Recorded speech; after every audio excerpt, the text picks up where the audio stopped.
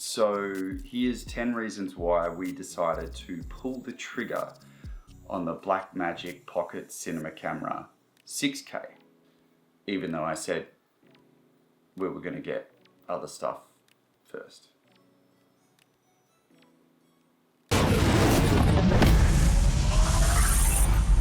So the reason I'm making this follow-up video is because I did a video on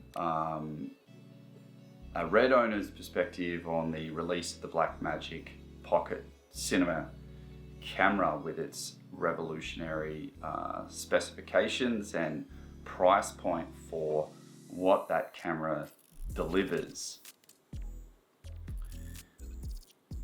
In that video, I said generally I'm stoked that this camera is out, that competition is there, but we'll probably pick one up down the line, but not really soon. Well, I made myself a liar. We pulled the trigger on one, and we've got one coming in a week or two if the stock levels are to be believed. Okay, so number one. This just slides in as a reason for purchasing it. We're in the process of either predominantly or completely, we'll see how that goes, shifting over to DaVinci Resolve as our kind of all-in-one editing solution away from Premiere Pro. We've got two main editing stations at the studio and then a roaming powerful laptop. We have two Resolve licenses at the moment and we needed a third, so just having that bundled in with the camera just helped the sale get over the line for us. The cost to value or image quality ratio is really untouchable at the moment, except for maybe the Blackmagic Pocket Cinema Camera 4K priced at around $1,300 US bundled with DaVinci Resolve. 6K, compressed RAW, 50 frames per second, Super 35. So the EF mount, I know that for some is a disappointment. A lot of people wanted something like the RF mount so that it would be compatible with a wider range of lenses due to the shorter flange distance. But honestly, for me personally, because it's Super 35 and not Micro Four Thirds, very happy to put lenses straight on there without a speed booster. And EF just happens to be the glass that we've invested in over the years. We do have a set of Zeiss ZF2 primes, but they've all been hard adapted by Duclos lenses to have EF mounts on the back. We've also got the Sigma Art zooms in EF and the Tokina 11-16. So for us, it's just perfect match. Blackmagic RAW. So the benefits of Red Code, which I am totally in love with and totally used to. I love that format. And with Blackmagic, we're getting something now, instead of Cinema DNG or just that and ProRes, we're getting that perfect middle ground that's really better than both, which is compressed RAW that's supposedly faster than Red Code. And Red Code's now flying in Red Cine X with the new coding and SDK they've developed with NVIDIA. I'm on a 1080 Ti.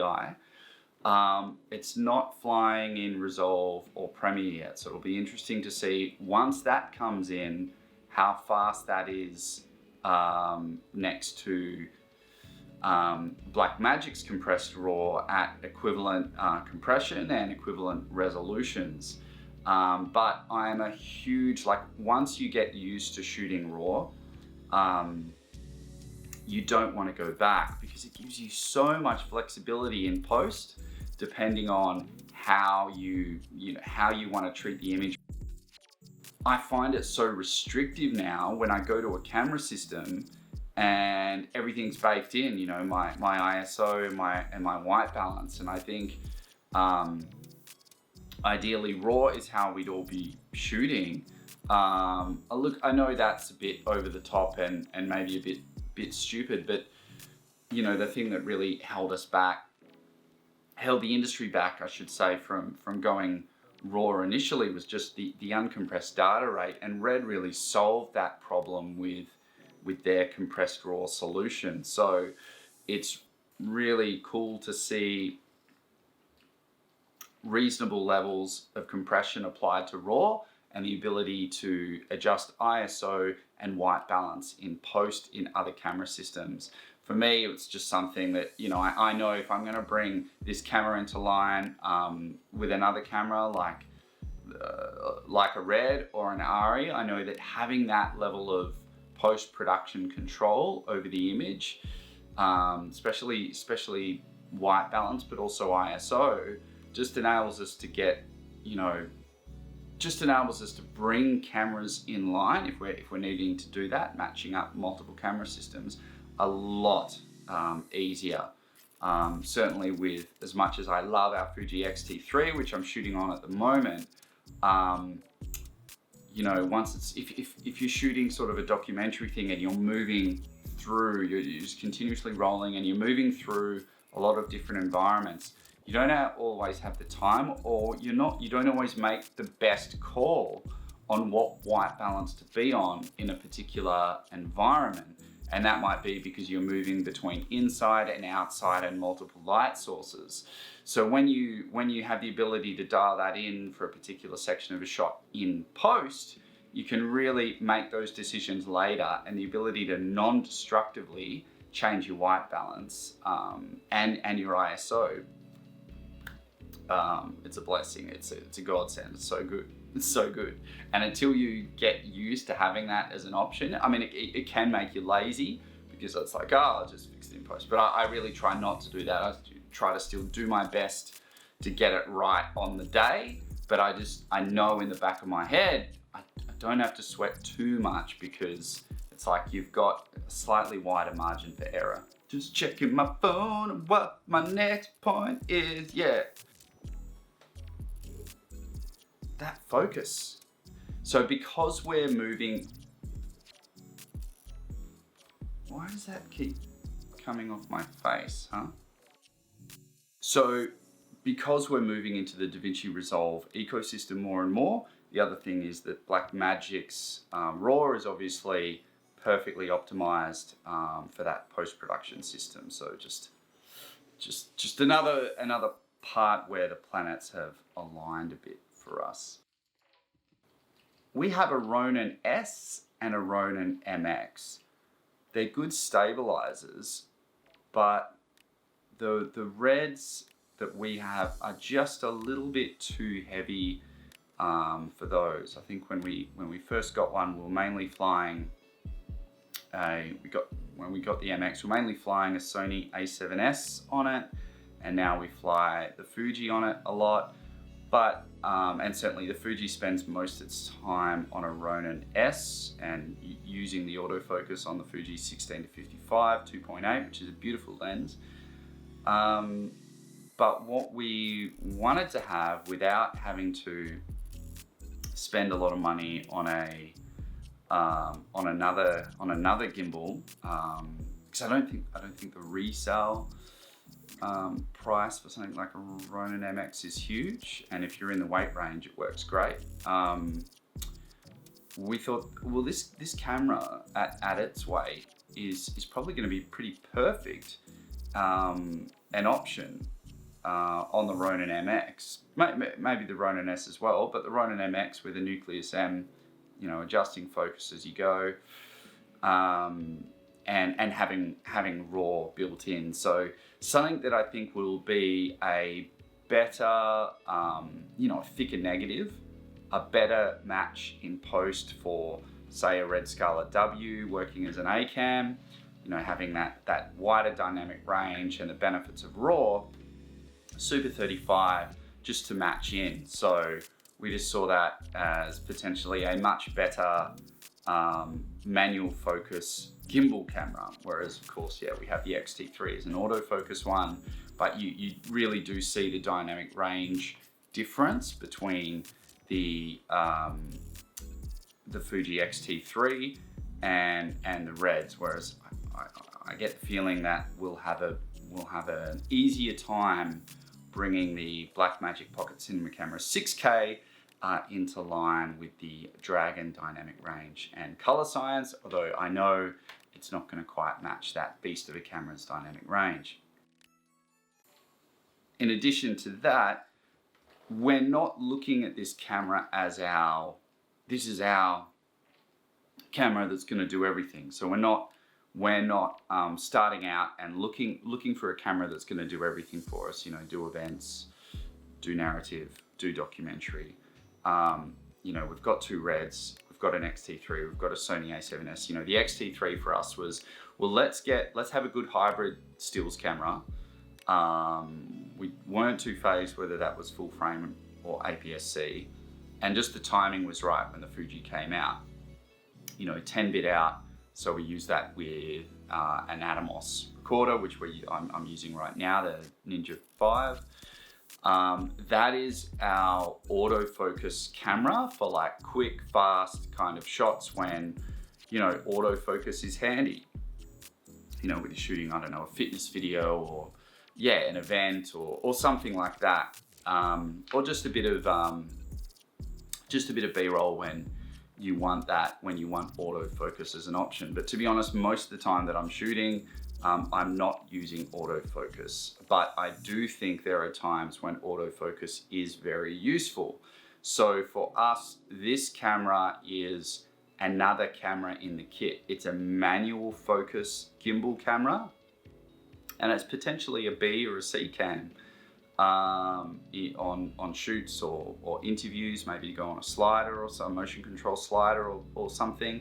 But who knows? Like I haven't actually used it yet, so I might get blown away by the look and the feel and the image quality. So we'll see where it sits in our tier. But it's a camera that's coming into an ecosystem that we have here with multiple cameras with different roles.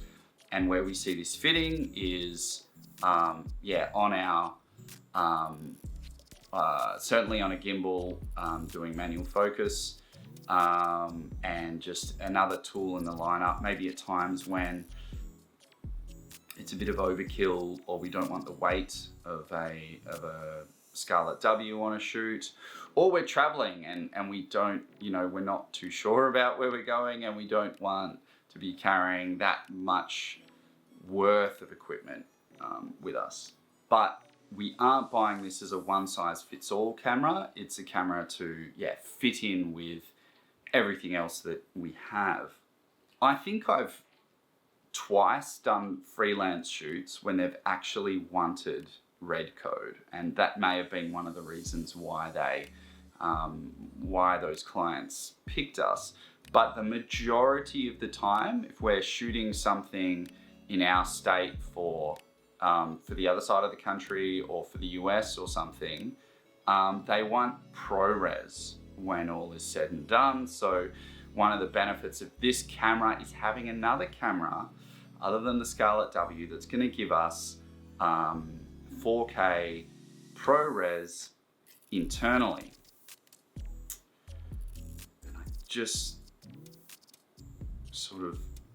just thinking the Fuji X-T3, which I have hooked up to an Atomos Ninja 5, is recording ProRes right now. So I don't know how needed that is, but the Scarlet-W, although ProRes HQ is good in 2K, it's ProRes standard, not HQ in 4K. So if they want HQ, which they normally do, this camera's gonna tick that box. You know, the longer I'm in this sort of game, I realize how important speed is when you're filming. You don't want to be on a fast moving shoot and having to switch cameras between being on a gimbal, being on sticks, and being handheld. So for us, it enables us to have an A cam like the Scarlet-W doing all the sticks and say all the handheld stuff. We've got a quick plate that's very quick to take off and put up on the shoulder or hold under the arm for handheld and sticks work, and that's predominantly what that camera does.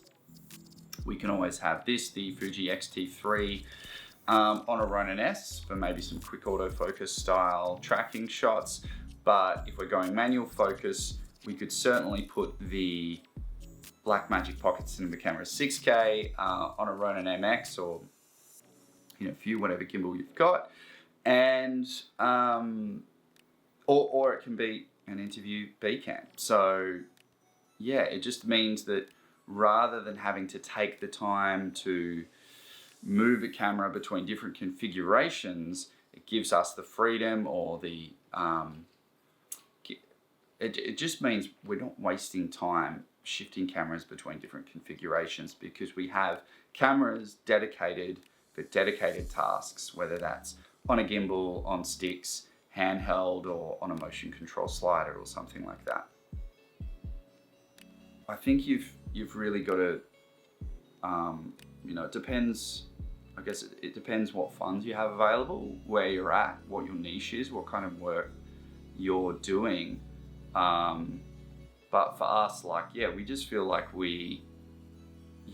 you're always battling the clock, and there's a lot of time that gets just lost in little finicky things when you want to just spend more time shooting. So the crux of it is that we feel like the purchase of this camera is going to enable us to do that, spend more time filming and less time rejigging between setups. 6K 50 frames per second. I think one of the interesting, it's something that I really see as a weakness with the Blackmagic cameras, but in this instance, maybe also a strength. One of the things that I love about the Red camera system is their optical low pass filters. And they're often criticized for being, the image on the Reds for being, a little soft. And yeah, I think they are, certainly than Sony, and even Canon at a 1-to-1 pixel level. But I have zero issues with Moire with Red cameras. I never see it. I'm sure if I shot like a really tricky chart, I could get it to Moire somehow, but real world situations, I just never see it. And it's like a detailed image without being too sharp. And to my eye, is extremely filmic, which I love. And if you're oversampling, shooting 5K, 6K, 8K for a 4K finish, it's a that softness is a non-issue. So one thing about the Blackmagic cameras is they don't have an optical low pass filter, which makes for a sharper image, but yeah, the potential problems of Moire. Now I know I think the 2.5K and the Ursa Mini, that there's some third-party filters that have been made for those cameras. And if I had one of those cameras, I'd jump on one in a heartbeat. I remember back in the day when we were 5D Mark II shooters, like the rest of the world. We did buy one from, because Moire was a pain in the butt on that camera. The way it recorded its 1080p video is it ditched 3 lines of horizontal resolution and then grabbed another one, ditched 3 lines, grabbed another line, and it resulted in horrendous Moire that happened very, very easily. But Mosaic Engineering came out with a wonderful anti-aliasing filter that we, in the latter stages of using that camera, used a lot, and it helped a lot. So I'm 100% sure if I had one of those cameras, the Ursa or the 2.5K or something, I would get one of those. Okay, so this is a roundabout way of getting to the point, but because it doesn't have an optical low pass filter, 6K RAW up to 50 FPS, I see this being a fantastic way when I'm on a shoot, because I'm doing more and more shoots these days where some of our bigger corporate clients want to be able to pull high quality stills. It's a real asset for them from the video that we're shooting. Now, we do often have the X-T3 or another camera system out there as well, maybe shooting a bit of B-roll, and one of the reasons why we invested in a hybrid system was, because sometimes you just want to have a camera there shooting off a lot of stills, both for the client and even some maybe some behind the scenes pics. But what I think the Blackmagic Pocket Cinema Camera 6K gives us the ability to do without an optical low pass filter is pull really sharp, really high resolution images in a small lightweight package. Like I can imagine just having that and having like the Fuji 18 to 35 on there, just something, and just being able to bam, bam, bam, snap off little bits of video, yes, but almost with the intention that, all right, this is going to be really good for sort of still stuff. And look, it's one of the reasons that I love Red and that Red works really well for us, is that for our clients we do that a lot. But yeah, at 1:1 pixel resolution, it's nothing that, you know, unsharp mask, subtle is your friend, but I think this is, and I don't know, haven't got it yet, I think this is just going to be that much sharper and really useful very specifically for this. I think it'll be fun to do, you know, even for stuff like I've got young kids, so even with the family, having a camera I can grab out that high quality, it's not as much of a beast to pull out as the Red, and to go shoot a little bit of video and know that I can probably pull some really nice stills out of it. Also with, you know, kids or family stuff, monitor just turned off. Also with kids or family stuff or groups, it's often hard to get everyone, you know, smiling at the same time. So to be able to just shoot and continuously roll and then pull out the best frame, yeah, that's pretty cool. It's not really like, oh, that's why I bought it, but I'm just saying, you know, it's a fantastic high quality budget option. And I've got a few filmmaking buddies who I'm pretty sure are going to borrow the hell out of this camera and make some beautiful images with it. I don't know if that was 10 reasons. I'll have to edit this to make it sound like 10 reasons. If I need one more reason, it's because I'm Australian and I'm a patriot. Not really, but you can imagine what it would be like if I was. And I'm just doing my part. We're doing our part to just boost the local economy. So with all these things considered, I think, you know, you've really got to decide, as you do with any investment, whether this is the camera for you, where you're at. I mean, it's interesting, I find, how much talk there is about autofocus these days, because not very long ago, it just wasn't even an option. So, but if you're, you know, if you're a one-man band, I don't know that, you know, I think autofocus there can be a very special tool, because you just need it, especially if you haven't got a lot of support stuff, you know, a wireless follow focus system and these sorts of things. I just feel like this camera it's such a good, you know, and I haven't even used it yet, so I'm just going off the specifications and my previous experience with Blackmagic cameras, that I just think at the price, including Resolve, it's pretty unbeatable value. And if you understand the role that this camera is going to play for you, what it's going to be for, what it's not going to be for, then, you know, if you're making that, you know, educated purchase, I don't think you can really go wrong at this price. I'm excited by this camera, and I'm excited by the possibilities of the effect that this camera's specifications and features at this price point is going to hopefully have on the wider industry in the coming 12 to 24 months.